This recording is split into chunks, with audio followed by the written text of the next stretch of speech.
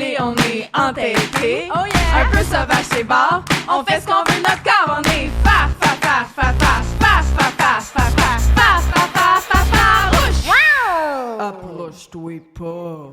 Salut les farouches, mon nom c'est Coralie Laperrière et j'utilise le pronom elle. Et moi, c'est Emna Achour et j'utilise aussi le pronom elle. Et c'est encore un épisode estival de Farouche. Oui, votre podcast, j'aime ça le répéter, votre podcast, écoféministe, politique, humoristique et anti-Mathieu Bocoté préféré. Oui, exactement. Et on est en ce moment à l'espace de coworking La Halte 24/7. On a le local et l'équipement grâce à Pivot, notre média indépendant préféré. Le seul média au Québec qui essaie pas d'engager Pierre-Yves McSween parce que nous, il n'y a pas le budget Non, c'est ça. pour, et probablement. Puis on a la chance d'être en compagnie d'Alex Vien, ou alias Grand-Mère Grunge sur Instagram.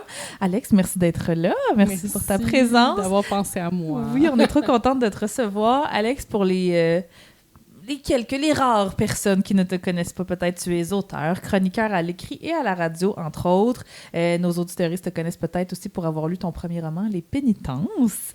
Est-ce que tu te sens farouche aujourd'hui, Alex? Toujours! Je suis toujours farouche, toujours on the edge. Bonne réponse, on aime ça. Bonne réponse. Ben écoute, on peut se lancer. Vas-y. Moi, je voulais te parler de ton bac en cinéma que tu viens de compléter. Grand accomplissement. Bravo. Oui, bravo. Surtout que tu as fait ça pas à temps plein, dans le sens... Tu avais d'autres choses en même temps que tu faisais. Tu as commencé il y a 4 ans déjà, puis il y a plein de choses qui se sont passées dans ta carrière depuis. Oui, ben c'est ça qui est drôle, c'est que je faisais ça à temps plein, mais je faisais plein d'autres choses en parallèle, fait qu'à temps plein. C'est ça, j'étais comme tiraillée dans plein de directions. Ben oui, j'ai commencé ça, voulez-vous comme l'histoire? Ben oui, on veut tout savoir de toi. Mais j'avais jamais été à l'université, en finissant mon cégep, j'avais pas les sous. Je savais même pas qu'on pouvait s'endetter pour aller à l'école. J'avais personne pour m'apprendre ça. J'étais la première personne de ma famille aussi. Personne dessoufflée qui a fait « Je suis endettée, j'ai 15 000 $ de dette. » Mais c'est ça, je savais même pas... Tu sais, comme quand tu grandis avec pas beaucoup de sous, comme avoir des dettes, c'est vraiment épeurant. Puis on dirait que c'est juste réservé aux gens qui ont un revenu stable. Puis en finissant le cégep en création littéraire, j'aurais vraiment voulu poursuivre. Tu sais, j'avais comme plein d'amis qui allaient comme vers un beau parcours universitaire. Mais pour moi, c'était comme juste pas envisageable. Puis j'avais comme... C'est ça, aucune éducation par rapport à la culture universitaire. Même, je savais même pas c'était quoi la différence entre un bac et une maîtrise. Tu sais, fait que toutes ces choses-là, comme je les observais comme à distance. Puis j'ai vécu beaucoup de crises existentielles pendant ma vingtaine parce que je voyais mes amis, tu sais, finir comme leur, tu sais, en tout cas, aller au bac en or, puis tout ça, j'allais dans leur party. Puis moi, pendant ce temps-là, ben, je mettais le focus sur essayer d'avoir des jobs de plus en plus payantes, qui se rapprochaient peut-être de ce que je voulais faire dans la vie. J'écrivais en parallèle pour des blogs, puis... C'est ça, je sentais que je passais à côté d'une grande expérience, non seulement comme sociale, mais comme intellectuelle. Puis ma meilleure amie peut en témoigner, on a été colocs, je faisais régulièrement des petites crises, que j'étais comme, qu'est-ce que je fais de ma vie? Pourquoi je suis pas en train de vivre ces expériences-là aussi? Faire agrandir mon petit cerveau, qui est vraiment compatible aussi avec l'éducation. Là, j'aime ça, l'école. Puis, Fait que t'as commencé ton bac t'avais quel âge? Ben, j'avais 27 ans. Okay. C'est ça fait 4 ans. J'en ai 31 aujourd'hui. C'est vraiment à cause de la pandémie aussi. T'sais, j'ai perdu un travail qui était vraiment payant, que j'avais comme monté les échelons comme pour essayer de me rapprocher un peu plus un espèce de mix là, entre quelque chose qui pourrait me donner comme plus une sécurité financière, puis en même temps quelque chose de créatif qui se rapprocherait de l'écriture. Ma dernière job rendue à ce point-là que j'ai perdu, on a tout été remplacés par des algorithmes. J'étais comme gestionnaire de réseaux sociaux je faisais ça pour comme la plateforme MSN. Puis maintenant, c'est géré par des robots. Fait que, wow, OK, c'est ça. Gros clusterfuck, là. Mais en gros, c'est ça, comme, j'ai eu le chômage pendant 1 an, ce qui est un privilège que j'avais jamais pu expérimenter, de pouvoir avoir des sous, puis en même temps m'arrêter de travailler, puis me demander vraiment qu'est-ce que je voulais faire. Puis je me suis rendu compte, je pense que j'ai juste pas le goût de retourner comme dans un job de bureau. J'ai juste le goût de comme bambocher, faire des niaiseries, comme justement prendre des risques, puis faire quelque chose un peu irresponsable. Fait que je me suis dit, what if on apprend à s'endetter, puis on apprend c'est quoi l'aide financière aux études. Puis à ce moment-là, j'avais terminé le manuscrit des Pénitences. comme le moment où j'ai appliqué à l'université, puis le moment où je l'ai envoyé à une maison d'édition, c'était quasiment en même temps. Puis là, je me disais, si jamais c'est pas pris par une maison d'édition, mais je pense que j'ai accompli quelque chose de significatif, puis j'aimerais ça, si ça devient pas un livre, que ça puisse devenir un film. Puis, j'ai toujours aimé le cinéma. L'idée de retourner comme à l'école pour la littérature, j'avais juste peur que ça me mette dans un carcan un peu, tu sais, puis que, je sais pas, ça m'éloigne un peu de ce que j'aimais justement dans l'écriture, qui est quelque chose de très instinctif. Puis je me suis inscrite au bac en cinéma, puis 6 jours après, j'ai su que j'avais été pris au Cheval Doux pour que mon livre soit publié. Fait que là, ça a comme donné toute une autre texture à mes études puis à mon parcours universitaire à venir. Fait que... Ah, wow. Mais c'est super intéressant. Puis je pense qu'on n'en a jamais parlé vraiment à Farouche des études, en fait, parce que... Ben non, j'en ai pas. C'est ça, parce qu'on a comme 3 backgrounds différents, puis je trouve ça intéressant. Puis tu disais, en plus, tu avais l'impression de miss out sur une expérience. Tu sais, moi, mettons, j'ai toujours su que je voulais aller à l'université. Mes parents non plus n'avaient pas beaucoup de sous, mais moi, j'avais la chance de savoir que je pouvais emprunter de l'argent puis demander de l'aide financière pour aller au bac. Fait que j'ai fait mon bac. J'avoue que c'est pas l'expérience, moi, la plus transcendante de ma carrière, là. Après 1 an, j'ai trouvé ma première job en journalisme parce que j'ai étudié en journalisme à l'UQAM. Puis j'étais comme, si je pouvais ne pas le finir, ce bac-là, je le ferais. Mais finalement, j'ai le faux mot, fait que je l'ai fini. Mais tu sais, moi, c'était sûr. Fait que j'ai demandé des sous, je suis rentrée à l'université. Puis j'ai eu la chance, après 1 an, de trouver une job. Fait que j'ai payé ma dette. Puis après ça, j'ai pu redemander de l'argent. J'ai payé mes sessions au cash, tu sais. Toi, Coralie, t'es pas du tout allée à l'université. Ben moi, j'ai fait des cours. Ouais, j'ai fait des cours en philosophie parce que je me cherchais. Puis je voulais aller, moi, à la base, j'avais fait une première audition pour un premier stage d'écriture à l'École nationale de l'humour. J'avais été pas acceptée 1 année. Après ça, l'année d'après, j'étais comment? Je voulais faire mes auditions pour les Écoles nationales de théâtre. My God, it's another time. Et puis finalement, j'étais comment? Je vais faire juste une session à l'université en philosophie pour voir. Moi non plus, j'avais pas beaucoup de connaissances universitaires. Puis là, moi, j'ai pris des cours toutes de 3e année en philosophie. Moi, je savais pas qu'il y avait des cours de 1re, 2e, 3e année. Fait qu'ils te laissent comme t'inscrire. Puis c'est quoi? T'es arrivé sur place puis t'as fait... Moi, tout le monde pensait que j'arrivais genre de l'UDM. Parce que tout le monde est comme, pourquoi t'es en 3e année de cours dans philosophie? Puis j'étais comme, il y a des codes. Je comprenais pas ça. Okay. Fait que mais t'es suivi pareil. Je les ai suivis. J'ai trouvé ça trop facile parce que pour moi, l'école, c'est trop facile. Puis j'étais comme, j'ai pas eu de fun. J'ai eu un accident de vélo. Il y a eu la grève de 2015. J'ai eu un accident de vélo. J'étais clouée au lit. J'étais genre... Puis je revoyais les pop-up de l'École nationale de l'humour popper sur mon Facebook de genre, inscrivez-vous.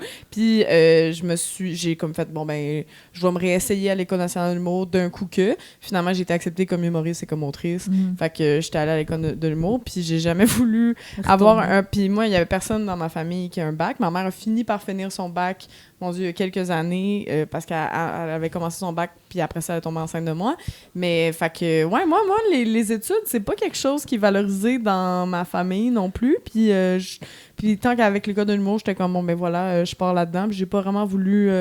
faire d'autres cours après. Il faut dire que j'étais allée au Conservatoire La Salle, qui est un cégep privé, puis qui était vraiment, vraiment super bien avancé au niveau... On avait des cours de cinéma, on avait des cours de radio, puis j'ai jamais trouvé... Tu sais, moi, l'École de l'humour, je l'ai trouvée moins pertinente que le Conservatoire La Salle, fait que j'ai jamais voulu continuer. Mais mon chum Octave a fait cinéma. T'as fait cinéma à l'UQAM? À l'UDM. À l'UDM. Ah! Fait qu'en théorique, t'as fait ça. Ben, y a-tu du pratique ça, mais moi, c'était 50-50 pratique et théorique. J'ai eu des cours, tu sais, j'en ai fait des films, j'ai réalisé des courts-métrages, on a travaillé. C'est une des dernières écoles à travailler avec la pellicule aussi. Puis c'est une école qui a quand même formé des grands cinéastes, des grands aussi cinéastes. Cinéaste, c'est un mot... Puis est-ce que t'es satisfait de cette expérience que tu voulais pas miss out on quand tu regardais tes amis dans leur vingtaine? Oui, ben c'est sûr que c'est différent parce qu'il y avait quand même un gap d'âge. Ouais. J'étais avec beaucoup de personnes qui étaient nées en 2003. Oh, wow! Ouais, c'est comment ça, le gap? Comment tu vivais le gap? C'est super le fun. Moi, j'ai rencontré des personnes vraiment chouettes qui avaient aussi beaucoup de choses à m'apprendre. Puis je pense qu'il y a comme plein de choses qui me viennent en tête quand je pense à ça. C'est mostly positif, mais moi, ça m'a vraiment confrontée au fait que, comme, dans mes groupes d'amis, j'étais souvent la personne la plus jeune, ou, tu sais, j'étais beaucoup valorisée d'être comme une personne mature ou allumée, qui était amie avec des gens beaucoup plus vieux, tu sais. Puis là, je me retrouvais dans une position où, comme, je jouais des fois, on dirait, j'assumais comme la différence d'âge, mais en faisant des jokes dessus ou comme en ayant comme un espèce de rôle de mentor que je me donnais qui était pas approprié parce que moi aussi j'étais là pour apprendre. Fait que tu sais, il y a comme eu j'ai dû défaire comme beaucoup de choses, puis surtout j'ai dû comme apprendre à arrêter d'avoir honte de mon parcours atypique. Je pensais qu'il y aurait quand même plus de diversité d'âge à l'université. T'étais-tu la personne la plus vieille? Oui. Ah, ouais? Oui, dans pas mal de cours. Ben, c'est sûr, dans les cours pratiques, oui. Dans les cours t'es plus théoriques, il y avait des gens comme dans la cinquantaine. Il y en avait des tonnes, là, mais... Ouais, puis, tu sais, après ça, quand je les entendais, eux et elles, faire des jokes là-dessus, j'étais comme, j'ai-tu l'air de ça? Faut que j'arrête, là, tu sais, c'est juste gênant. Fait que c'est ça m'a beaucoup appris. Puis, tu sais, c'était vraiment... J'avais peur quand même de m'inscrire en cinéma parce que je me disais, ben, on va faire des films, je vais devoir avoir des idées, tu sais, sur commande, au bon moment, dans un laps de temps comme très, très court. Les sessions universitaires, c'est juste comme... Le rythme est complètement capoté, puis... mais ça m'a mis au défi, ça m'a fait faire des choses que j'aurais jamais pu faire autrement. Puis mon thinking avec ça, c'était surtout, ben, tu sais, les personnes assignées femmes s'envisagent jamais vraiment comme dans certains postes comme plus techniques ou comme plus de leadership. Tu sais, comme la réalisation, c'est tous des gars qui veulent faire ça.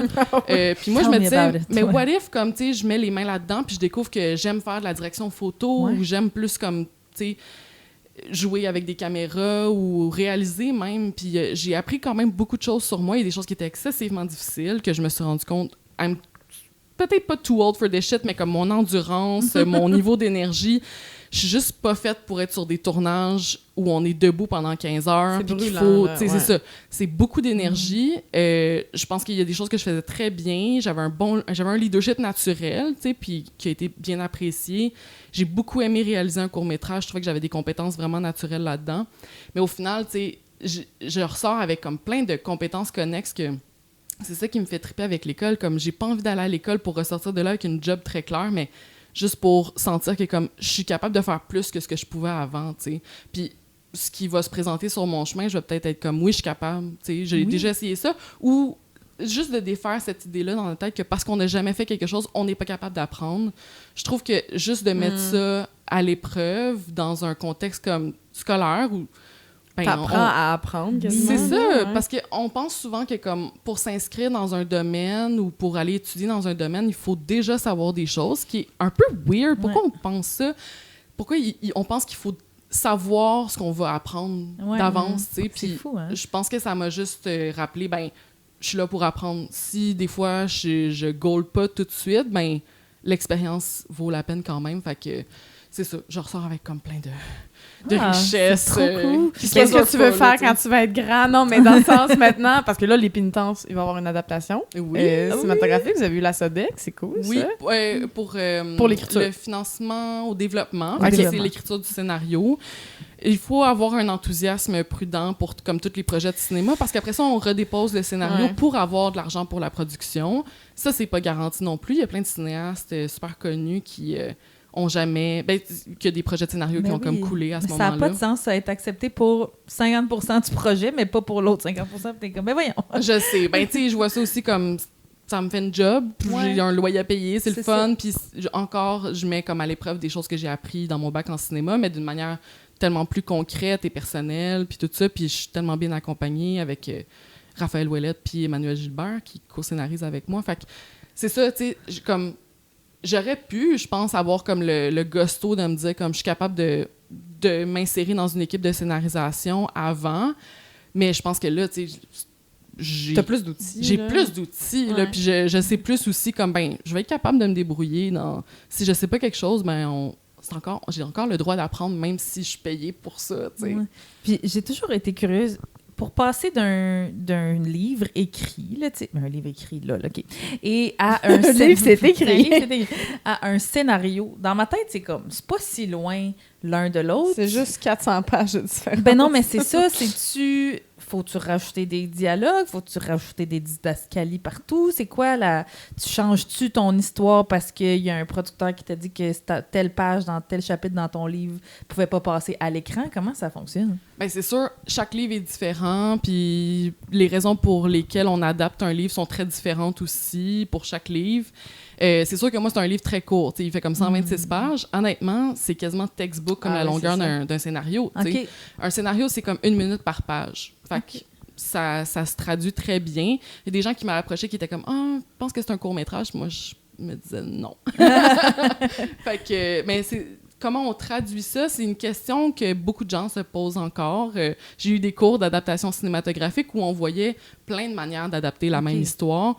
Puis, ce qui ressort vraiment, c'est, c'est quoi qu'on essaie de faire? Il y a des adaptations qui sont très fidèles, tu sais, puis des fois, on mesure un peu le succès d'une adaptation ou la réussite d'une adaptation sur est-ce qu'elle est fidèle au livre? Mais qu'est-ce que ça veut dire, ça? Est-ce que c'est parce qu'il se passe exactement les mêmes choses? Est-ce que c'est parce qu'on est capable de transposer la poésie avec le langage cinématographique, le montage, la lumière, le cadrage, tu sais, plein de choses ou la musique, tu sais, il y a plein de choses comme ça qui peuvent faire en sorte que c'est une adaptation réussie ou pas, ou tu sais, des fois une adaptation c'était un roman qui était vraiment pas un récit, fait qu'on va faire quelque chose de plus expérimental, ou on avait étudié ce que j'avais trouvé full intéressant, j'avais fait un texte sur l'adaptation de Quispan, qui est à certains points de vue une adaptation où on sent qu'il y a eu des compromis qui ont dû être faits, puis d'autres non. Il y a des bouts dans le film qui sont très, très poétiques, qui mettent en relation comme une espèce de voice-over de poésie. Puis après ça, t'en as d'autres où on met vraiment dans un récit plus carrément occidental. On insère des personnages qui n'étaient pas dans le livre pour... Moi, j'avais l'impression quasiment comme obtenir des... comme prouver aux gens que comme même les Blancs vont aimer ce film-là. T'sais. Parce que Quispan, pour les gens qui ne savent pas, c'est un roman écrit par Naomi Fontaine. Oui, c'est un recueil de poésie plus de Naomi Fontaine. Puis c'est ça, c'est comme... le défi avec ça, c'est comme... c'était des très courts textes qui parlaient de plein de personnages différents, puis de plein de... C'est des petites fenêtres ouvertes sur comme plein de réalités ou plein de... On met le focus sur des différents petits détails qui constituent la communauté ou... Fait que, mettons, c'est peut-être un exemple d'adaptation que t'es comme, peut-être moi, je l'aurais pas faite de cette façon-là. Il y a des choses que je trouvais géniales, puis d'autres où je sentais qu'il y avait eu des compromis qui avaient dû être faits. Puis là, je veux pas rentrer dans une critique de Quispan, qui est un excellent film, puis tout ça. Mais, tu sais, mettons, pour mon livre, ce qu'on remarquait, les défis, c'est que, tu sais, il y a des flashbacks comme dans le livre. Comment est-ce qu'on les intègre, à quel moment, quelle texture on leur donne aussi. C'est ce que la réalisation va changer. Oui, puis quels détails on a besoin de dire ou quels détails on peut maintenant montrer grâce aux outils du cinéma, tu sais. Puis moi, je suis très fan de ça. Moi, je me disais comme, tu sais, le livre, c'est le livre, puis je l'ai écrit tel quel parce que je trouvais que je pouvais explorer certaines choses par écrit, mais j'avais constamment, puis mon écriture, c'est ça aussi, il y a comme beaucoup une frustration de... c'est le cinéma qui m'a aussi appris à écrire, puis d'une manière très autodidacte, puis il y a des choses que j'envie au cinéma, que comme, tu sais, une coupe, ça peut comme traduire tellement de choses, ça peut dire tellement de choses, la superposition comme des images, l'enfilement, comme l'ordre dans lequel on les présente aussi, ça peut dire 1000 fois plus de choses que ce que moi j'essaierais de dire, puis l'espèce de combat constant, c'est le kitsch aussi, tu sais, dans l'écriture de... si je dis trop ce qui se passe ou les émotions, là, je tombe un peu dans quelque chose d'un peu... je sais pas, je pense que j'ai toujours un peu peur d'écrire... Genre braillard, un peu? Ouais. Je suis triste. C'est ça, trop appuyé. Comment est-ce qu'on peut montrer les choses? Puis je pense que alors qu'un comédienne peut le faire, là, pour oui, toi. Ou tu sais, comme, ne serait-ce que la superposition, comme d'une toune sur des images, puis tout ça, c'est... Tu peux avoir l'émotion sans avoir à même la verbaliser. Exact, tu multiplies les possibles. Fait que comme là, ce qui est vraiment intéressant avec ce qu'on travaille, c'est justement comme, là, les flashbacks sont insérés comme à travers un peu toute l'histoire. Puis, ils ont tous des textures différentes, des rythmes différents aussi. Ils interviennent à des moments où, justement, comme, il se passe quelque chose, puis là, on peut, tu sais, passer comme du moment comme présent à ces flashs-là, comme de mémoire, tu sais, puis en tout cas, c'est vraiment trippant comme de pouvoir travailler ces différentes textures-là. Puis moi, je suis pas une personne non plus qui... Je sais qu'il y a beaucoup de personnes qui travaillent avec des auteurs, autrices dans des adaptations. Ils redoutent le fait que, comme, les auteurs comme auraient une main mise sur le texte ou comme seraient trop attachés ou voudraient pas changer trop de choses. Puis moi, je suis pas vraiment comme ça, tu sais, c'est personnel, cette histoire-là, mais en même temps, je suis comme, je veux qu'on fasse un crise de bon film. Fait que faisons ce qui est nécessaire. Puis après ça aussi, mon rôle, c'est comme, que ce soit le plus nuancé possible. Parce qu'il y a, tu sais, c'est fou, là, comme ces décisions-là, comme aussitôt qu'on commence à y penser, tu sais, des trucs de... est-ce qu'on... Parce que une décision peut faire basculer quelque chose en très nuancé, très beau, très comme suggéré, puis très trash, puis comme une espèce de pornographie de la violence, surtout infantile là, dans mon livre. Fait que moi-même à l'écriture, c'était des choses que j'étais très conscient que je me disais je vais pas décrire la violence envers les enfants. Fait que là, mettons, quand les premières rencontres qu'on avait, c'était même Emmanuel était quand même, moi, je serais un peu mal à l'aise que tu aies à filmer ça avec un enfant, tu sais. Fait que là, justement, suivons ce feeling-là. Comment est-ce qu'on peut parler de la violence, la montrer, mais d'une manière qui est plus sous-entendue, où on n'a pas besoin de filmer des enfants acteurs qui se font violenter, tu sais. Moi, je suis curieuse de savoir, c'est comment l'environnement, le milieu littéraire au Québec? C'est-tu snob? C'est-tu, tu sais, comme quand t'arrives pas avec, je sais pas, décoré de 14 diplômes en littérature à l'université, c'est-tu difficile à percer? Est-ce que je suis... Parce en toute honnêteté, là, je suis tellement de personnes qui restent dans mon petit coin, comme je vais, tu sais, je suis sobre aussi, là, fait que je vais pas dans les parties, les afters, comme de Salon du Livre, puis tout ça. On m'a invitée, puis j'étais tout le temps comme, je vais rentrer chez moi, merci. Fait que c'est sûr que j'ai un regard comme très, très relax là, par rapport à ça, puis je fais mes petites affaires. J'ai fait plein de rencontres vraiment significatives, puis j'aime me mêler comme à ce milieu-là, puis j'y rentre avec toute l'admiration, puis tu sais, une belle naïveté, j'ai l'impression, là, puis... une confiance aussi dans ce que j'apporte de différent dans ce milieu-là, mais c'est sûr que je suis pas la personne comme la plus informée des potins même. Non, mais même que juste, est-ce que toi, en arrivant, tu sais, en déposant ton manuscrit sûrement à plusieurs maisons d'édition avant qu'il y en ait une qui te donne ta chance, est-ce que tu as senti un certain élitisme, un certain regard d'en haut? Je sais pas, moi, de l'extérieur, j'ai l'impression que c'est un peu ça, même si de plus en plus, on a toutes sortes de maisons d'édition pour toutes sortes de publics puis toutes sortes d'auteuristes. Mais je me demandais, toi qui arrives avec ton style un peu plus raw, tu sais, sans, c'est ça, grand bac en littérature, est-ce que tu avais ressenti qu'on essayait de te mettre de côté ou t'as fait ta place juste autrement? Ben, je pense que cette impression-là est pas fausse, parce que j'ai des discussions aussi avec comme des amis, auteurs, autrices, puis des fois, on sent comme, il y en a des effets de gang, comme dans tous les milieux créatifs. Ouais. Ah Il y a des cool, il y a des pas cool, puis tu sais, dans un environnement aussi que, je sais pas, comme pétri comme de identity politics, puis tout ça, comme, il y a aussi comme des choses que, I guess que des fois, on décide de ta valeur avec certaines variables qui relèvent de ton talent ou pas, là, tu sais. Il y a aussi comme des cases, je les observe quand même... où on sépare comme la bonne littérature de la mauvaise littérature. Des fois, la littérature populaire est bonne de celle qui est populaire pas bonne, celle qui est pas populaire mais bonne de celle qui est pas populaire et pas bonne. Il y a comme tout ça aussi que, moi, honnêtement, les effets de gang, là, c'est la chose qui me dégueule le plus. J'ai jamais bien fonctionné dans ces affaires-là. Moi, c'est comme one-on-one, on a un bon rapport, mais là, aussitôt que ça commence à être comme des clics, je fonctionne pas bien là-dedans, je fuis ça comme la peste, puis je le sens, tu sais. Des fois, je rentre en contact avec certaines personnes, puis des fois, on a un bon rapport, puis après ça, tu sais, je me dis comme... En tout cas, j'ai comme pas d'exemple spécifique en tête, là, mais je le sens pareil quand je frôle comme ces lieux-là. Après ça, c'est moi... quand même drôle, une gang d'auteurs. Ça, c'est comme... On dirait que c'est un Mais il y en a... Ouais, non, j'y crois, là. Il y en a 100%. Mais c'est sûr que moi, au début, même avec ma maison d'édition, j'avais l'impression que j'avais des preuves à faire, justement, parce que mon CV, il disait pas tout seul que j'allais écrire un livre. J'ai pas fait une maîtrise en littérature. Il y en a beaucoup, tu sais, qui ont un parcours littéraire littéralement parfait. Ils ont fait une maîtrise en littérature, ils ont publié leur maîtrise, ils sont comme estimés, ils sont des chercheurs-chercheuses aussi, tu sais, ce que je ne suis pas. Puis autant, comme le bac m'a appris que j'étais vraiment capable d'écrire comme... De faire de la recherche, de faire de la théorie aussi, puis que j'aimais plus ça que je pensais, puis j'étais plus capable que je pensais. T'sais, juste ça m'a donné les outils pour me dire « Ah, je pourrais écrire un essai », ce que j'aurais jamais cru avant. Mais il y a quand même...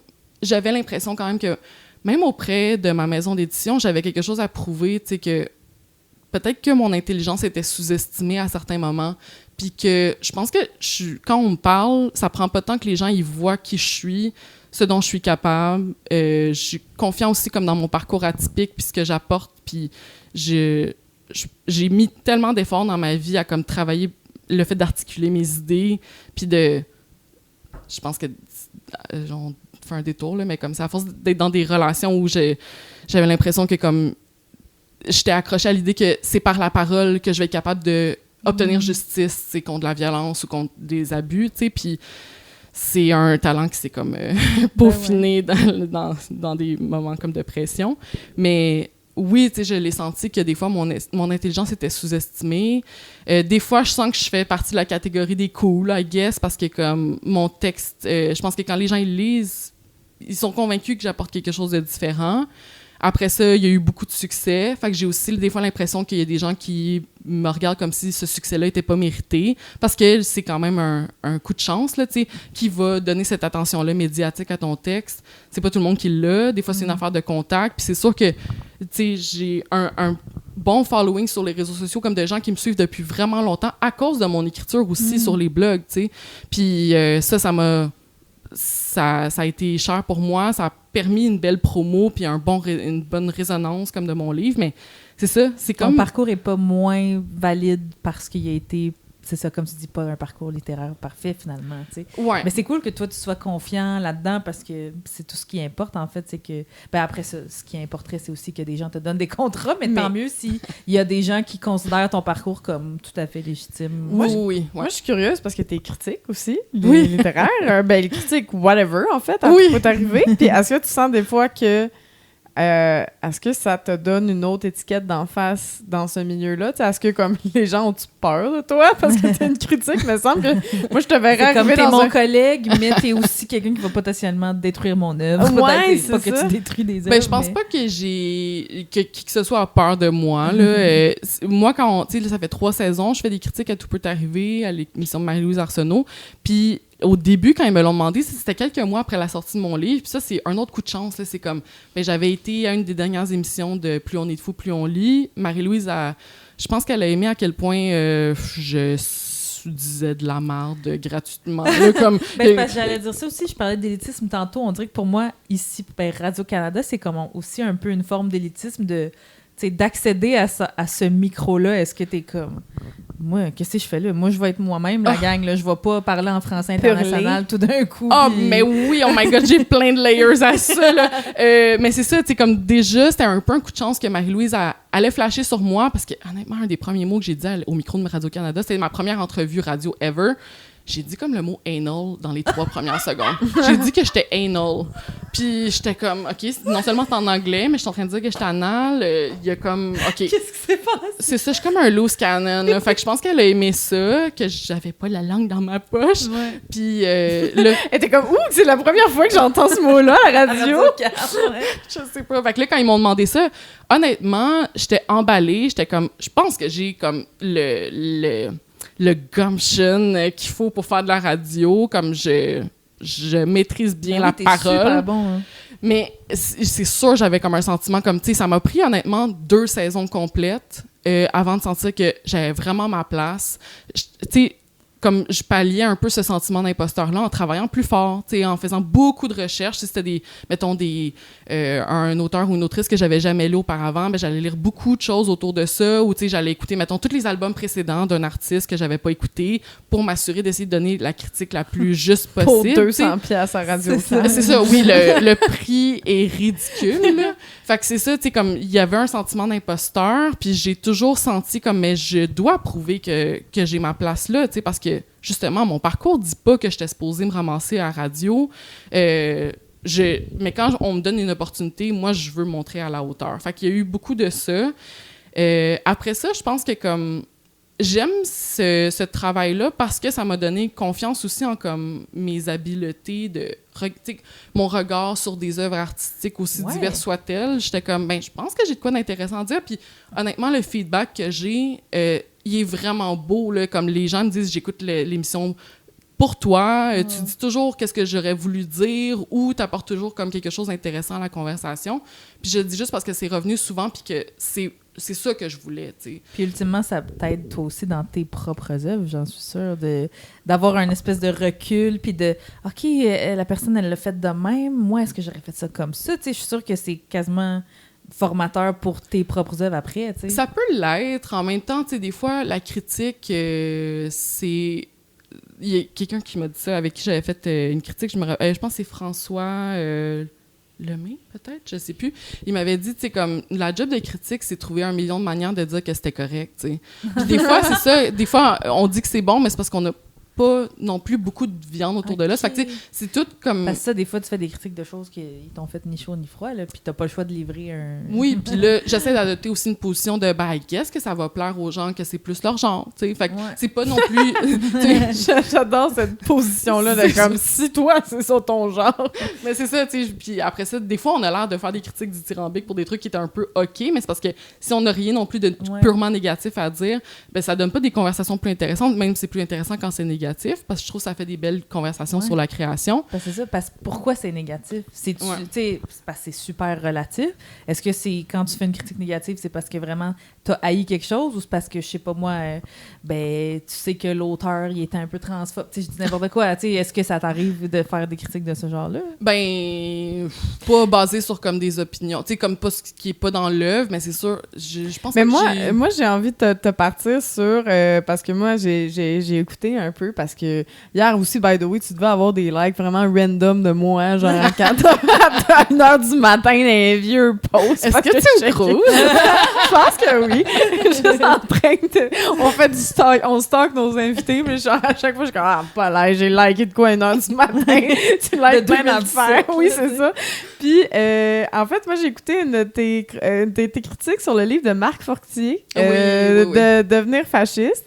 Et moi, j'ai pas lu le livre. Et j'étais comme, je sais pas qu'est-ce que j'en parle. Et moi, j'ai adoré le fait que tu y dises d'enfant. En tout cas, tu veux-tu revenir là-dessus? Parce que moi... Oui, parce que c'est une de mes critiques préférées, honnêtement. Ouais, c'est ça. Vas-y. Celle sur laquelle on m'a le... Ben, celle qu'on m'a le plus reparlé, là, qui est une de celles-là. Puis je trouve que, justement, c'était comme ma première vraie critique super négative. Que là, honnêtement, j'ai même appelé la réalisatrice, j'étais comme, j'ai-tu le droit d'être méchant de même ou, tu sais, de dire ces choses-là? Puis même, j'avais peur que, comme, j'ai demandé, tu sais, c'est-tu un gars de la gauche qui, à la moindre critique, qui était comme une des choses que j'ai reproché dans le livre, comme, va se retourner contre moi. Parce que j'ai l'impression qu'il traitait aussi une certaine gauche radicale comme ça dans son livre, tu sais, qui, ben, au final, tu sais, dans le fond, le livre s'appelle « Devenir fasciste », puis là, c'était supposé comme être un exercice de « OK, mais qu'est-ce qui arrivait si lui essayait de se convertir au fascisme, à quel point c'est facile ou whatever ». Puis il fait aussi un historique assez intéressant du fascisme là-dedans. Mais par la bande, il fait aussi une critique de la gauche radicale, qui n'est pas une grosse partie du livre, mais qui m'a quand même... Puis attends, par gauche radicale, qu'est-ce qu'il entend? Parce que les gauches radicales, des fois, je veux dire, moi, je me dis radical, ça me dérange pas, mais... Ce qu'on pourrait définir comme les woke, là, comme toutes les personnes autour de la table ici, les estis non-binaires gossants, tu sais, toutes ces personnes-là, que dans le fond, il dit, eux autres aussi, ils font de la censure, ils censurent des livres, ils disent quel mot ne pas dire à l'université, ils font tomber des statuts, comme les fascistes, tu sais. Ah oui, pareil, d'accord. C'est ça. Puis là, il disait des affaires vraiment violentes, comme c'est sûr que des fois, j'ai le goût de les gifler, des affaires de même. Puis, tu sais, je comprends que c'était peut-être pas ça son intention. Puis même dans l'exercice critique, il essayait de backtrack un peu de comme, OK, mais le livre parle pas nécessairement de ça. Mais moi, ce qui m'a rubbed the wrong way, c'est que justement, on a tellement vu des hommes de gauche intellectuels glisser vers le fascisme à la moindre critique, glisser vers la droite totalitaire, à la moindre dénonciation aussi, là, que là, moi, je me disais, ben non, mais c'est facile pour un homme comme lui, justement, qui dit... Dans le fond, lui, il se présentait comme la victime par excellence du fascisme, comme le target du fascisme, que les intellectuels, comme lui, allaient être le principal target du fascisme, ce qui est pas faux dans l'histoire, mais en même temps, il s'attaque pas mal plus... Attends, comme s'il allait être ciblé, genre, par le fascisme. Oui, fait que là, il est comme, ben, au lieu de devenir un target, il utilise l'ironie, comme jaillit beaucoup que les hommes de gauche utilisent l'ironie, c'est-à-dire ils sont comme c'est une mise en danger, mais ils vont jamais compléter la mise en danger complètement parce qu'ils sont jamais capables de mettre leur ego vraiment en danger. Fait que tout le livre, dans le fond, c'est un exercice Comme pour dire... si il allait cibler les universitaires, le fasciste, c'est pas les personnes trans, les personnes marginalisées, Oui, les femmes. ce OK. qui est ce que il j'ai dit dans le fond occultait dans tout ma Ouais. critique, tu sais, que je disais c'est pas vous qui target nécessairement. Puis là, dans le fond, son exercice, c'est de dire je suis mieux de me convertir au fascisme pour survivre. Puis à la fin du livre, il dit non, je pourrais jamais me convertir au fascisme parce que pour moi, le pouvoir des mots est trop important. Puis là, j'étais comme, OK, fait que la transphobie, le sexisme, le racisme, c'est pas assez. C'était pas ton deal breaker. C'est le pouvoir des mots. Puis là, j'étais comme, je suis supposée pleurer. Ça vient vraiment... Je suis de glace. Y étais-tu devant toi quand tu... Oui. Puis vous irez l'écouter, là, honnêtement. Moi, je l'ai écouté, c'était beau. Oui, je pense que c'était super intéressant, puis que ça a justement permis... Puis c'est ça que j'aime aussi des critiques négatives, c'est comme, avec tout le respect que je lui dois, je le connais pas autrement là, que par ce livre-là. J'ai du respect pour n'importe qui finit un livre, c'est pas évident, là. Mais après ça, c'est comme, ayons une discussion complexe sur, justement, à quel point la gauche intellectuelle laisse tomber des personnes qui sont dans la précarité ou qui sont marginalisées, tu sais.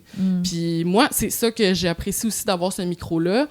J'ai quand même une belle liberté. En tout cas, je me laisse pas...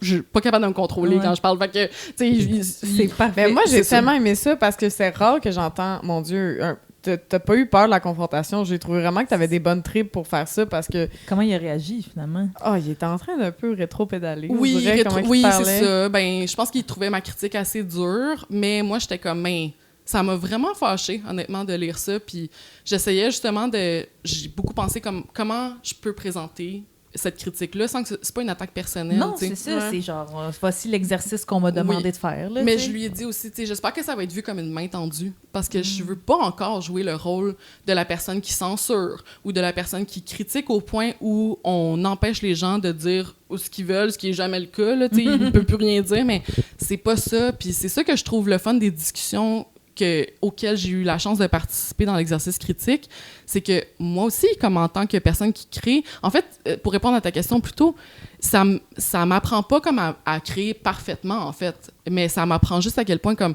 quand on crée, on sait pertinemment les choses qu'on a essayées, puis les choses qu'on n'a pas réussi à faire exactement ce qu'on voulait faire, puis ça, c'est tout aussi important.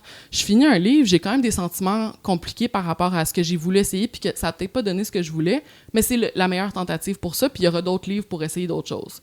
Puis je trouve que la création, tu sais, au lieu comme d'être dans un mindset de comme des étoiles ou comme une note, ce que ça permet l'exercice critique, c'est vraiment de dire, tu sais, ça donne l'occasion aux artistes aussi de répondre à leurs critiques, ce qu'ils n'ont pas souvent l'occasion de faire, puis d'être comme, je suis d'accord, on voulait peut-être pas que ça finisse comme ça, mais tu sais, on a fait, mettons, j'avais fait la critique de Lucie Grizzly Sophie avec Anémon, puis je disais comme, je suis pas sûre que le thriller pour moi fonctionnait, pourquoi avoir placé ça au début, puis tout ça, puis elle a fait, on a fait des screenings, tests, puis ça montrait que d'autres tentatives qu'on a faites fonctionnaient, comme, les gens répondaient pas aussi bien. Fait que, tu sais, c'est ça aussi, c'est comme, on a essayé autre chose, puis ça, c'est le mieux qu'on a pu faire. C'est ça. Puis C'est bon parce que toi, quand tu as apporté cette critique-là, tu connaissais pas toute l'histoire derrière, fait que ça t'amène une clarté, puis ça fait une discussion, comme tu as dit. Ce qui est super intéressant, c'est comme on peut-tu... Ben, je pense des fois, il y a des gens qui... Puis j'inclus, mettons, les humoristes là-dedans. Des fois, on produit une œuvre, puis on est comme en mode « est parfaite ». Voici, j'ai mis mes tripes à la table, puis elle est impénétrable, puis vous pouvez pas me critiquer parce que c'est super vulnérabilisant, là, tu sais. Mais en même temps, you put it out there. Tu sais pas, tu sais, comment les gens vont l'interpréter, comment les gens vont la voir. Fait que c'est le minimum d'avoir l'ouverture d'au moins discuter de ton processus puis d'écouter la critique. Ouais. Alex, je voulais t'amener ailleurs. Tu es une personne non-binaire, tu utilises le pronom « yel ». Je me demande, moi, mettons, depuis que tu as sorti ton livre, est-ce qu'on te parle plus de ton histoire ou est-ce que les boomers te parlent plus de du yel? T'sais, on dirait que j'ai l'impression que... Puis je trouve qu'on laisse pas de place assez dans les podcasts, à part les podcasts vraiment queer, pour parler un peu de ton processus de déconstruction du genre, puis tout ça. Puis on dirait que je trouve que ça mérite qu'on écoute ce genre d'histoire-là plus, parce que peut-être qu'il y a des gens qui vont relate, Oui, puis qui vont vouloir... Ouais, vas-y. Ben qu'en plus, on est mardi le 15 juillet. Hier le 14 juillet, Oui. c'était... La fête de la France, La fête de la France. Mais la journée de la visibilité non-binaire. Puis j'ai vu que tu en avais parlé aussi sur Instagram. Oui, Fait que- j'ai overshared, puis après ça, j'ai fait un peu d'insomnie pour me... Parce que j'étais comme, j'ai-tu trop... Tu sais, Ah, s'il y t'as a mis rien- des vieilles photos d'Imo. Moi, j'ai adoré ça. Mais Ça il y a m'a comme rien de replongé. mystérieux à overshare, mais là, je suis dans un mood un peu bizarre depuis la semaine dernière, puis là, soit je m'isole ou je overshare, puis je dump, là, fait que c'était un de ces cas-là, mais ça a été bien accueilli, puis je sais que ça fait du bien aux gens, puis en tout cas, que le message, au fond, est important de ce que j'ai dit. Fait que, mais oui, effectivement, comme, tu sais, même, j'ai été au podcast Peu Fier, puis on a fini par pas parler de non-binarité, ce qui est vraiment prendre correct, là, les balles au bon. mais à la fin, il était comme « Ah, on aurait pu en parler. » Puis c'est vrai que j'ai jamais même l'occasion d'en parler. En fait, les boomers, ils m'en parlent pas, ils veulent rien savoir. Ah oui, c'est ça. Ils font comme si ça existait pas. Ouais, parfait. Ils m'appellent elle. Puis c'est correct, là, tu sais, c'est pas tout le monde non plus qui est obligé de le savoir. Mais oui, ben, dans le fond, ta question, c'est comment j'ai commencé à déconstruire le genre un peu. Ben, c'est ça, tu sais, c'est sûr que c'est... Il y a pas vraiment comme de moment où ça a commencé. Ça a toujours été présent, en fait. Puis je pense que c'est un clusterfuck de plein d'affaires, tu sais, ben, on a grandi avec des représentations masculines auxquelles on devait aspirer, tu sais, puis je pense que dans ma famille aussi, avec mon père, comme être comme une fille qui avait du guts, puis qui avait des couilles, puis tout ça, très non-binaire. Ouais, c'est ça, finalement. Ou intersexe, je sais pas.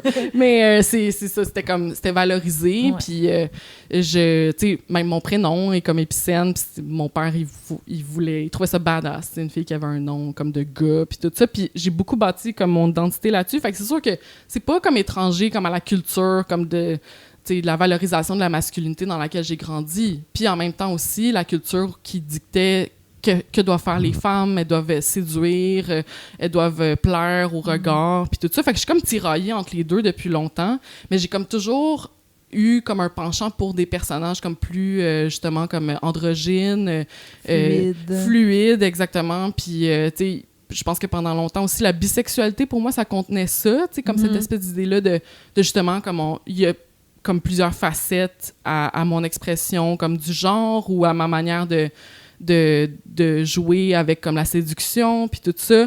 Fait que ça a comme toujours été présent, puis tu sais, j'ai pas eu beaucoup de sous dans ma vie, j'en ai encore pas beaucoup. Fait que comme, tu sais, pouvoir jouer avec les vêtements, avec les cheveux, c'était bien maison. Fait que j'ai fait ce que j'ai pu avec ce que j'avais. Je me coupais les cheveux moi-même avec des ciseaux de cuisine. Tu sais, j'ai passé comme des cheveux longs à très courts, comme plein de fois dans ma vie. Puis je pense qu'il y a comme le véritable éveil comme de la non-binarité. Comme j'ai connu des gens qui utilisaient comme le pronom « yel », comme il y a quand même longtemps. OK. Puis même moi aussi, je faisais partie des gens que j'étais comme, je suis pas sûre que je peux m'habituer à ça, tu sais. Puis c'est pour ça aussi que j'ai une patience avec ça, là, comme je comprends l'apprentissage autour de ça, puis je veux pas non plus que ce soit réservé à des cercles universitaires, justement. Ouais. Puis, mais c'est ça, comme pour moi, c'est plus venu, comme pendant la pandémie, je pense qu'on a été plein à comme être confinés, puis être comme, je ne suis qu'une âme. Je ne suis qu'une âme qui erre, puis comme une espèce de disconnect entre notre corps, puis tout ça. J'ai toujours rêvé comme de pouvoir binder mes seins, puis ça m'a pris du temps avant de connaître c'était quoi un binder, tu sais, j'avais pas cette éducation-là. Tu savais que t'en avais envie, mais tu savais pas que ça se pouvait. Oui. Ouais. Puis je l'ai faite, tu sais, justement, comme avec des espèces de bandes, comme, tu sais, quand tu te fais une entorse, là, comme des bandes élastiques, c'est ça. Ou, tu sais, je portais certains vêtements comme plus lousses, j'aimais ça jouer avec comme ces looks-là, mais c'est ça, c'est venu plus comme pendant la pandémie, puis, tu sais, je pense qu'à un moment donné, ben, je suis allée à la marche trans parce que ça m'a toujours tenu à cœur. Tu sais, même les premiers textes que j'écrivais pour un blog de mode féministe, il y avait beaucoup comme de discussions autour de ça, tu sais, des trucs qui m'inspiraient ou comme des discussions de la transidentité. Même si je connaissais pas beaucoup de choses là-dessus, j'avais pas beaucoup d'éducation à ce sujet-là, ça m'a toujours parlé, tu sais, puis j'ai toujours eu beaucoup d'amour, de bienveillance et d'admiration pour les personnes trans, puis je savais pas, moi, avec mon espèce de flou, où est-ce que je pouvais me situer. Parce que j'ai legit pleuré quand j'étais ado en pensant au fait que comme ben je voulais être un garçon, mais c'était pas possible, tu sais.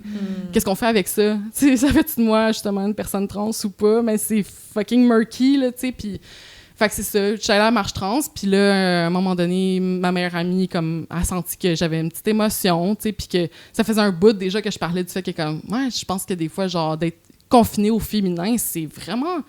Ça m'étouffe, tu sais, puis je relate plus vraiment à ça. Je me suis toujours sentie comme une espèce de femme ratée quand je portais des robes, comme un garçon comme pas réussi ou pas convaincant quand j'essayais de me masculiniser, tu sais. Fait que l'un ou l'autre était jamais satisfaisant. Puis là, tu sais, j'avais des discussions justement autour du langage. Puis ma meilleure amie a dit, ben on peut essayer d'autres choses, puis tu vois comment tu te sens, tu sais. Je sais que c'est un moment très hard-stopper, là. Comme, très série pour ados, wholesome, qu'ils savent tous comment dire la bonne affaire. Ben, shout-out à cette amie. Oui, mais c'est ça, c'est Rose. Là, on est amis depuis qu'on est des bébés, là. Fait que, mais j'ai trouvé ça m'a vraiment émue quand qu'elle m'a dit ça. Puis, tu sais, il y a eu d'autres fois aussi dans mon parcours où, comme, j'en parlais comme à des personnes trans, puis comme qui m'avaient dit, ben... Moi, je disais, ah, mais non, mais ce que je ressens, c'est pas aussi intense qu'une personne trans, tu sais. Puis on m'avait dit comme, ben, c'est important pareil, tu sais, comme tu le ressens pareil. Ouais. Fait qu'il y a comme eu cette permission-là, comme de plein de monde au fil du temps qui était comme, ben, vas-y, tu sais, investigue ça.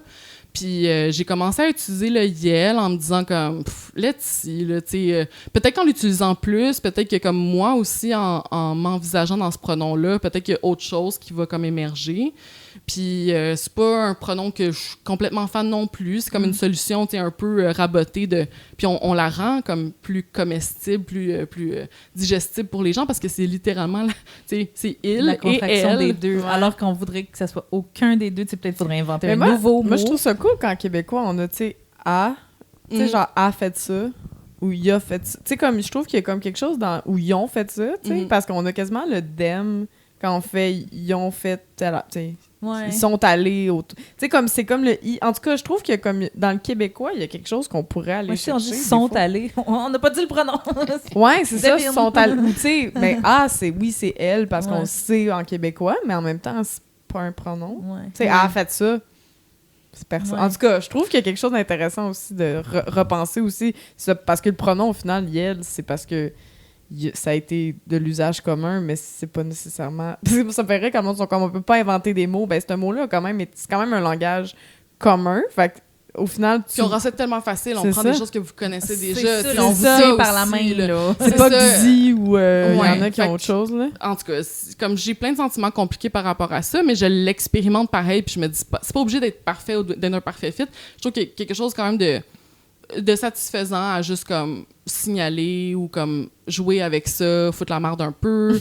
Mais tu sais, il y a aussi comme plein d'autres manières de l'exprimer comme cette diversité-là. Puis aussi, c'est des fois comme par l'écriture, là, mon prochain livre qui sort en septembre. Mon personnage principal est pas genré de tout le roman pendant comme 200 pages. Là. On sait pas. On sait pas du tout. T'as juste Ça utilisé affecte genre pas des l'histoire. adjectifs épicènes. Oui, puis nice. j'ai comme trouvé des solutions d'écriture qui faisaient en sorte qu'on le remarque honnêtement pas. Ah, Puis c'est là, cool. je vous le dis, là, fait que vous allez le remarquer, Ouais. mais comme je trouvais que c'était un exercice le fun, puis là, je savais pas au début si j'allais être capable de le pousser au bout. Finalement, c'est devenu tellement facile. Puis je le faisais déjà aussi dans des magazines. Tu sais, il y avait des gens avec qui je faisais des entrevues qui disaient comme, ben en français, j'aime pas trop le pronom Yel. Puis j'étais comme, ben je peux ne pas te genrer du tout. Ben oui. Puis c'est des solutions d'écriture qui sont le fun. Fait que c'est comme mon terrain de jeu aussi tu sais, c'est pas le terrain de jeu de tout le monde, mais moi, l'écriture, je maîtrise ça. C'est Puis ça. quand j'ai fait des formations d'écriture inclusive avec, mettons, les 3 sexes, ça m'a juste confirmé comme, mes instincts étaient déjà bons. C'est ça. Je faisais déjà ça, tu sais. C'est un statement. En même temps, de faire. Je le fais pas full frontal de comme. Je refuse d'utiliser les. Tu sais. Mais pour les gens qui vont le remarquer, c'est comme. Hey, ça se fait, puis ça. Comme que les gens ils chiolent, là, ça affecte pas ma lecture pantoute. Mais Là. c'est comme la ville de Montréal là, qui a eu des directives d'essayer d'aller vers les piscines. Puis il y a tellement de monde qui le remarque pas. Là, quand c'est ça qui me fait rire. Puis tu sais, comme employé le personnel. Ouais. Tu sais, Oui, c'est comme ça. tu peux vraiment dire comme la clientèle. Ouais, Ou c'est les ça. clientes. Comme... Ouais. Puis aussi, mais moi, je trouvais ça intéressant de voir par rapport au français, il y a comme un certain aussi tu sais, qu'il faut pas oublier aussi, il y a comme une espèce d'élitisme aussi derrière le langage inclusif qui est pas nécessaire. Tu sais, on dit le langage inclusif, c'est pas inclusif pour les gens qui apprennent le français, qui ont de la misère à l'écrire, qui ont de la misère à le lire aussi, des gens qui vont être, tu sais, dyslexiques. Même moi, je suis un peu dyslexique, puis je le fais, l'écriture inclusive, puis j'ai de la misère à lire mes propres affaires. Tu sais, mettons, il y a du monde qui nous a envoyé des livres, des livres fantastiques, puis ils sont écrits en langage inclusif. J'ai de la misère à les lire, moi, parce que je suis trop dyslexique pour lire autant de points E puis points S. Moi, c'est difficile pour ça. Fait que c'est pas parfait, dans le sens c'est vraiment un pas vers la bonne direction, puis c'est une façon d'en discuter, je pense. Mais tu sais, mettons, moi, je vais préférer un mot qui inclut les deux, comme auditorice ou auditoire, que auditeur.is, tu sais, comment écrit, parce qu'il faut pas oublier non plus que c'est vrai que ça alourdit la lecture pour les gens qui ont des problèmes de lecture aussi. Oui, puis c'est ça aussi, c'est comme, tu sais, des considérations d'accessibilité, ben moi, je veux pas non plus, justement, présenter certains pronoms, certaines manières d'écrire de manière inclusive comme la solution, parce que c'est un espace qui doit être mouvant, qui représente plusieurs réalités, puis qu'on doit continuer à réfléchir aussi, tu sais. Puis le but, c'est pas de trouver une solution unique, mais justement, comme de remettre en question le langage, puis d'essayer de le rendre plus malléable à différentes réalités. Fait que c'est ça, comme pour moi, il y a quand même quelque chose d'important à l'exercer, puis surtout, je trouve, en genrant pas un personnage, ça remet entre les mains des journalistes leurs propres problèmes de comment vous allez en parler, tu sais. Peut-être que vous allez être obligé d'utiliser le « yel » maintenant. Puis si vous utilisez le « elle » par défaut, je sais que vous allez avoir fait comme un 1+1, puis vous avez assumé que c'est comme une autofiction. C'est ça, puis vous m'avez mégenré. Exact, oui, c'est ça. Fait que je trouve ça le fun, là, comme, tu sais, justement, de comme... Ça les pousse à se questionner, puis... Oui, puis à peut-être, justement, comme essayer de faire un effort de trouver des stratégies de langage qui peuvent contourner ça. Puis moi, je trouve ça même plus le fun aussi qu'on contourne le genre, parce que je suis comme, est-ce que tout doit être rapporté à ça? Puis de plein d'autres manières dans le livre aussi, comme j'ai des scènes de cul que c'est pas génital, tu sais, c'est comme, c'est très comme sensoriel, les nervures, très comme... c'est ça, les textures. T'es pas comme un auteur homme qui passe 3 pages à parler du galbe d'un sein. Le cliché Tumblr qui nous a toutes fait mourir. Mais c'est ça, comme trouver d'autres manières de parler de la sexualité aussi qui est très queer, puis que, tu sais, je sais pas, là, comme qui est très ASMR aussi. Là, mais je trouve ça intéressant de parler de un peu, c'est ça, déconstruire le genre à l'écriture. Tu sais, moi, j'ai tendance, parce que je suis misandre, tu sais, puis mettons, j'écris un festival d'humour féministe où il y a que des femmes, que des personnes non-binaires, mais c'est ça, je pense que c'est ça que je vais faire dans le futur. J'avais tendance à, moi, je vais tout féminiser parce que fuck les dudes, je suis tannée des hommes, puis je veux me dissocier de la domination masculine dans l'écriture, puis dans la langue française, puis dans tout ça. Mais à chaque fois, je me posais la question, ouais, mais maintenant, est-ce que les personnes non-binaires se sentent incluses quand tu fais ça? Pis... Ah, mais moi, je suis misandre aussi, j'ai pas de problème avec ça. Là. Puis je suis la personne, tu sais, c'est ça aussi que je suis comme, je suis pas non-binaire parce que j'aime pas la féminité. Puis justement, j'ai des phases où je joue un peu plus avec une androgynie, mais j'ai des phases aussi comme d'hyper-féminité. Puis pour moi, le maquillage, c'est comme cette espèce de... Je trippe sur le rose, je trippe sur les glitters, comme cette espèce de truc-là, genre Barbie, là, comme si je suis obsédée par ça, là, puis c'est pas parce que j'aime pas la féminité, fait que moi aussi, je suis comme, ben, écris tout en féminin, là, m'en coller. Mais c'est ça, ben, tu sais, comment le faire en m'assurant que ça heurte pas les personnes qui s'identifient vraiment pas à aucun des deux genres, puis tu sais, de comment faire, non, mais vous êtes avec nous, ou tu sais, moi, mettons... mettons, mon show s'appelle... j'ai un show qui s'appelle Québécoise, tu sais, que j'ai créé avec que des femmes ou des personnes à diversité de genre qui sont racisées. Un show d'humour. Mais là, j'étais comme, ouais, maintenant, Québécoise, si t'as une personne non-binaire sur ton show, puis elle n'utilise pas les accords féminins, ben Québécoise, c'est pas inclusif. Fait que là, j'ai commencé à l'écrire en écriture inclusive, justement, mais j'étais comme, tu sais, autant, puis là, c'est ça, là, Faudrait dire écriture non-genrée, je pense, parce qu'écriture inclusive, en tout cas, moi, j'ai de la misère avec ça, c'est pas inclusif. Non, c'est pas inclusif. C'est pas inclusif, c'est vrai. Mais ça pousse les réflexions, puis je trouve ça bien qu'on en discute sans être heurté, parce que même... Les personnes cis, là, on a de la misère aussi, là, quand on nous dit qu'on n'est peut-être pas des bonnes personnes si on n'inclut pas les personnes pas cis, puis on est comme, non, mais moi, je suis une bonne personne, je suis féministe, oui, mais t'es-tu assez intersectionnelle aussi pour ça, tes questions? C'est dans tous les milieux, puis dans toutes les pratiques, mais aussi, comme, moi, c'est ça, je peux pas parler au nom de toutes les personnes non-binaires. Il y en a des personnes non-binaires qui vont, pointer du doigt, puis être comme, moi, je trouve pas ça inclusif, puis tout ça. Moi, je serais du genre de dire time and place. Si c'est ton projet puis que tu veux mettre en valeur de quoi qui est marginalisé puis qui est comme sais, justement utiliser la féminité de manière radicale. Comme t'as même pas à me prouver ou à me convaincre de quoi que ce soit. Comme tout le monde a des buts, des pratiques différentes. On est tous conscients j'espère qu'on représente pas tout le monde, là, tu sais. Ouais. Mais je suis aussi fatiguée, justement, comme de... Puis c'est pour ça aussi, comme avec les pronoms, ben, je suis pas intéressée à être une police, là. Je m'en calisse. Ouais. Fait que, tu sais, je suis pas non-binaire pour devenir la police non-binaire. Je m'en fous, tu sais. On Fait que- haït la police. Non, on a mais dit, c'est à ça. calme. il y a un truc de genre de gauche anarchiste qui est genre fuck the police means we don't act like cop to each other. Ouais. là. Ah, ouais, c'est bon. Comme- Oui, puis c'est moi ça aussi, des aussi. fois, je suis fatiguée d'une certaine gauche. Puis Ouais. l'Internet est tombé là-dedans. Moi aussi, je suis tombée là-dedans à certains moments que là, c'est comme... on dit « Ah non, ça, c'est pas inclusif » ou tu sais que là, il y a des conversations comme heated, comme dans les commentaires, qui est avec nous, qui est contre nous. Justement, l'effet de gang, comme je trouve ça Ouais. fait jamais rien de bon. On n'a pas des discussions intelligentes ou nuancées avec ça.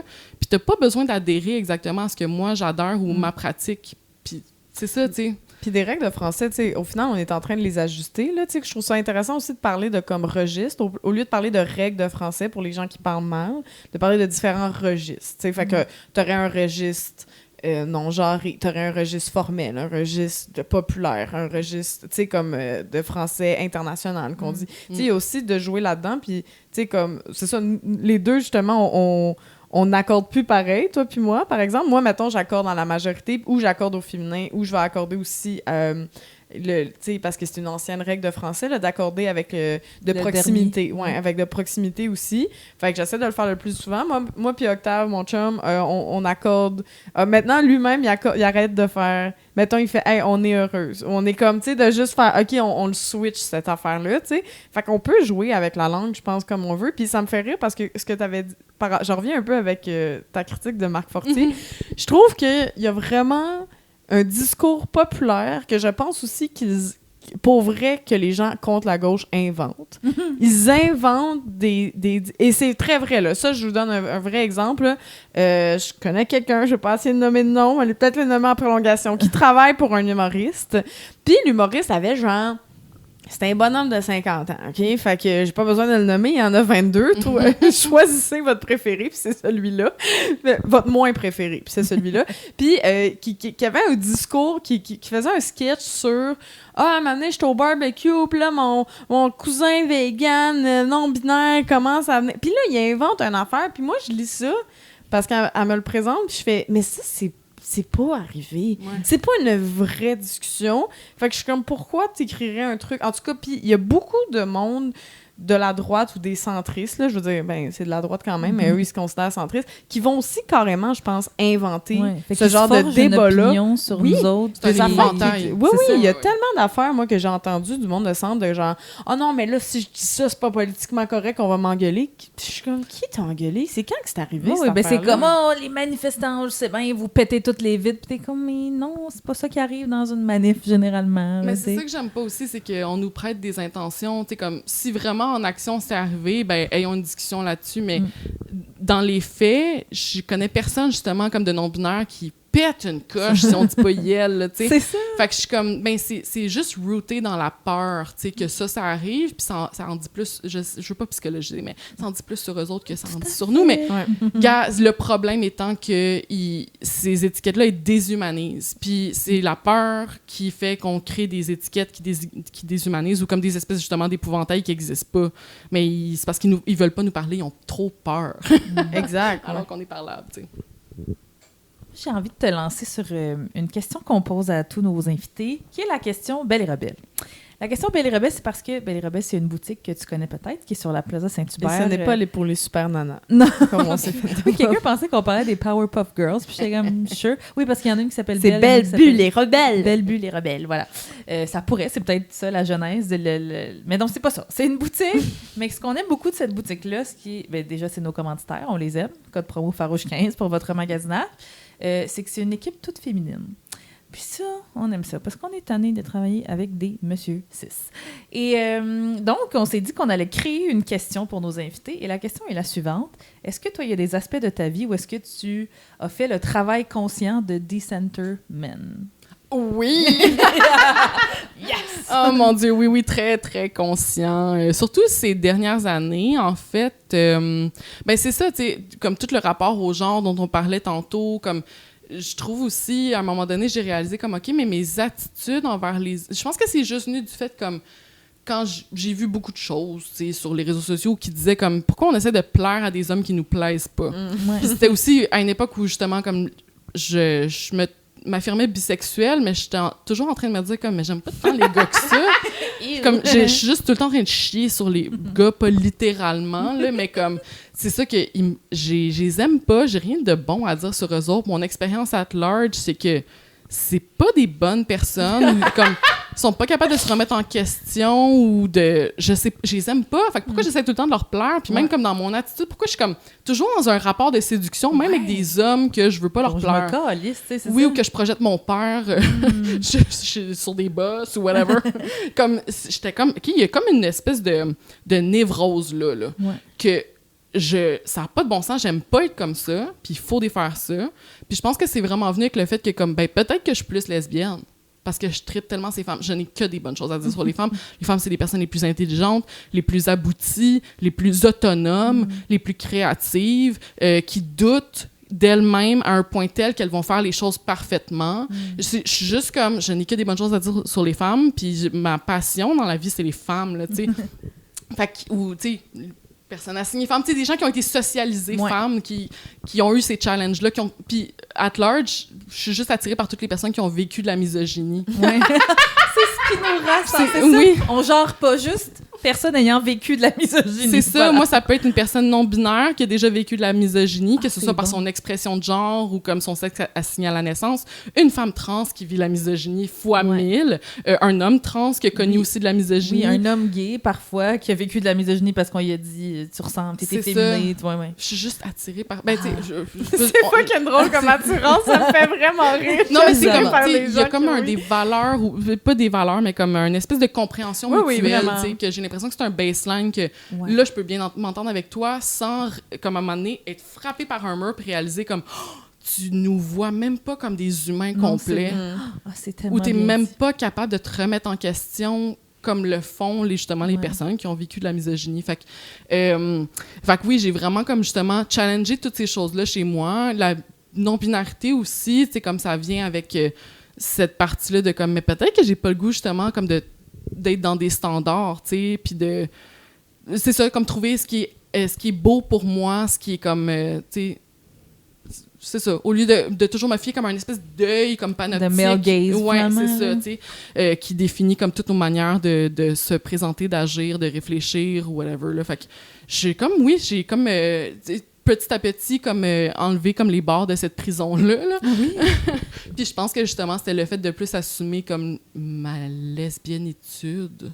Mais justement, comme, tu sais, autant comme les étiquettes, whatever. Là, autant, je pense que c'est juste comme une manière de dire, comme, mais je trouve que, tu sais, il y a plein de réflexions super intéressantes sur le lesbianisme, sur comme justement un monde qui exclut de facto les hommes, tu sais. Fait que j'adore ces théories-là, puis ce contenu-là, puis imaginer justement un monde meilleur où les femmes... Oui, on est tellement mieux de ce côté-là de la lumière. Mais moi, ça me fait rire ce que tu dis, parce que moi aussi, depuis que j'explore un petit peu ma bisexualité, je suis comme, oh mon Dieu, mais les gars, c'est vraiment rare que je trouve un gars beau. Genre, c'est vraiment... En fait, c'est comme une des premières fois où j'en ai comme parlé avec mon chum, il était genre, OK, mais... comme quelle femme tu trouves belle? Puis j'étais genre, pas vrai. Toutes. Mais genre, les gars... En fait, j'étais comme... J'ai vraiment retourné la question. Je fais, en fait, la question, c'est est-ce que je trouve des gars beaux? Ouais. La réponse, c'est colissement pas beaucoup, tu sais. Puis c'est genre des gars avec des cheveux longs, avec des manières efféminées. Tu sais, comme ça devient vraiment dans l'autre spectre. Fait que je trouve ça drôle aussi, cette affaire-là, de comme... Je sais même pas... Mais est-ce que c'est des billets? Est-ce que c'est... Parce que moi, j'ai un niveau de misandrie qui fait que, justement, peut-être un gars qu'il y a 10 ans... j'aurais trouvé spontanément attirant juste physiquement. Je suis comme, je vous haïs tellement, je suis sûre que tu me gaslighterais. Puis là, ça fait que je le trouve pas beau, tu sais, mais est-ce qu'il est réellement pas beau dans mon œil ou c'est parce qu'on doit juste accepter que c'est rendu indissociable, finalement. C'est Ben, quand t'es féministe puis que tu décenter men, tu peux plus penser l'un sans l'autre, tu sais. Eternal question, mais j'ai quand même l'impression, tu sais, on a toutes des versions différentes de qu'est-ce qui constitue notre orientation sexuelle, notre plaisir comme scopique, que j'ai appris dans mes études en cinéma. Ouh, scopique. Grâce à Laura Malvé. Puis c'est ça, le plaisir scopique, mais aussi comme, tu sais, ce qui nous allume, tu sais, on décide malheureusement pas ce qui nous titille dans le bas du ventre, là, tu sais, mais il peut justement, tu sais, des fois, on est attiré parce que quelqu'un est une bonne personne. Oui. Des fois, on est attiré parce que quelqu'un a un beau sens du style. Des fois, on est attiré parce que quelqu'un, je sais pas, comme un... tu sais, des fois, une de mes amies puis moi, on parlait, puis on était comme, on aime beaucoup les gens qui ont des dark features. C'est comme des yeux bruns, des cheveux comme foncés, tu sais, puis que pas nécessairement comme des blonds yeux bleus. Oh my God! C'est comme, c'est-tu un fantôme. Fait que, tu sais, on décide pas de ces choses-là, mais j'ai quand même l'impression, dans l'ensemble, ben, à un moment donné, de se poser justement la question comme qu'est-ce qui m'attire réellement? Est-ce que ce qui me get off, c'est juste quelqu'un qui va me respecter? Ouais. Une attitude un peu comme fuckboy. C'est pas parce que justement c'est une lesbienne qui est là que ça m'attire. Ouais, c'est ça, mais moi, je suis pas... C'est pas ça qui m'attire, en fait. C'est comme... J'aime de quoi de... Puis, tu sais, je suis pas sortie avec juste des personnes qui étaient hyper féminines non plus, là, mais je vois comme une fille comme qui va être full maquillée ou justement comme plus explorer la féminité, puis je vais être comme...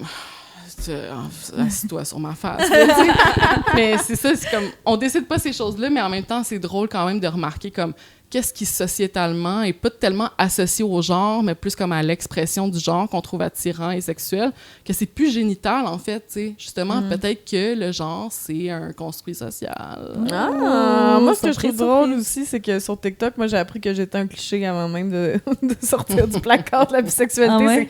Ah ouais? C'est genre les filles avec des septums, avec des piercings dans le nez, avec des tatous un peu sorcières, qui trippent sur le tarot. C'était genre, sont toutes bisexuelles. J'étais comme, bon, mais ça y est, je suis un cliché.